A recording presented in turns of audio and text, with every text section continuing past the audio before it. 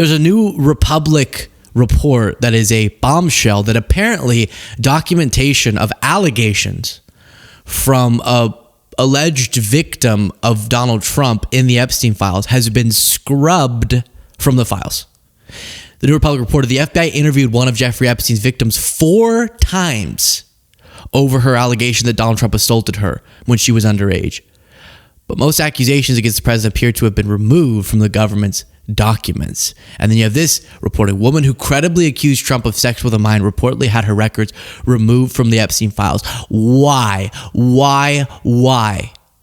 Yes, we understand that there can be allegations that don't end up being true. But the whole point is that it's all out there. And it already was out there. The fact that it's removed is only going to give more attention and concern to it. Republic woman who credibly accused Donald Trump of having sex with a minor he met through Jeffrey Epstein appeared to have been removed from the Epstein files.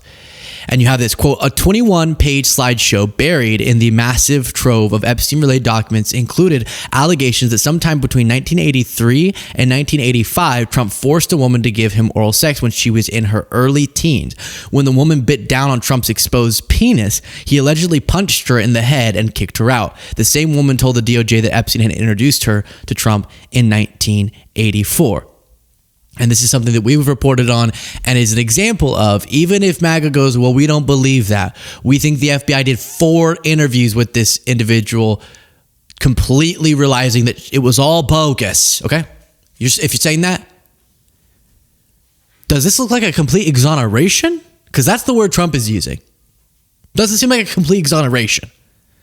That it's more than just someone submitted an anonymous tip. Hey, Trump raped me. This is someone sitting for interviews, according to this reporting in the documents, multiple times. The report continued. Justice Department records indicate that the FBI spoke to this woman not once, but at least 4 separate times, according to the independent journalists. Now, those records appear to have been removed from public viewing, despite the Epstein Files Transparency Act, which requires all documents related to the alleged sex trafficker to be made public. So this is a massive and disturbing bombshell that someone made the choice to go, this looks bad, let's remove it and make it no longer publicly viewable, which is stupid because journalists are going and downloading all the time, all these documents. Again, you're just going to have the reverse effect of what you're intending, which is more attention given to it, which makes me think maybe more attention should be given to it as we're doing now. One of the people who sat, as you may have seen this clip, Les Wexner, in one of these House Oversight Committee depositions, was getting grilled on his relationship with Epstein, and his lawyer leaned over, did y'all see this, and said this. It was just regularly done. Answer the question. 5 words, okay? Answer the question. Okay. It was just regular. Just the quickest pause to request that you click the subscribe button, the simplest, easiest, freest way, completely free, to support the work that we do. Right below the video, click that subscribe button. Back to the video. His lawyer leans over and says, I will effing kill you if you answer the next question with more than 5 words. I'm assuming like I'm not answering or something. I mean, you get them like, that's creepy. That's weird. Now they kind of giggle, so maybe he knew that was going to be heard, but seems off. Seems crazy to have headlines. Les Wexner gets wild legal advice during House Epstein deposition. I will effing kill you. Something just really spooked me. Is someone coming in here? That was freaked me out. I just heard someone at the door, and I said,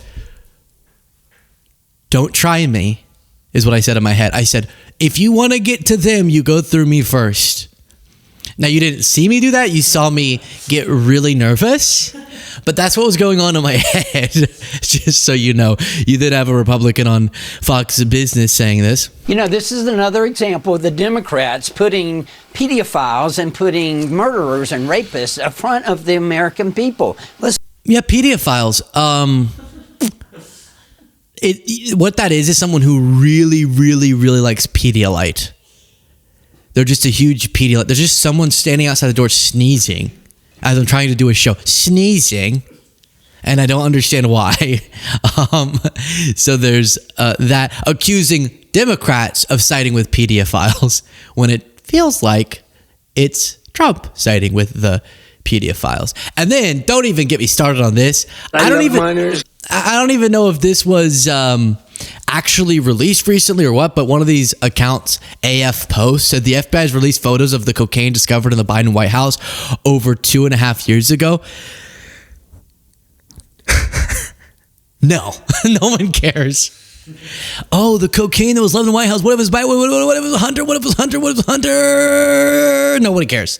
No one cares anymore. You're not going to distract from anything with that. Goodness gracious.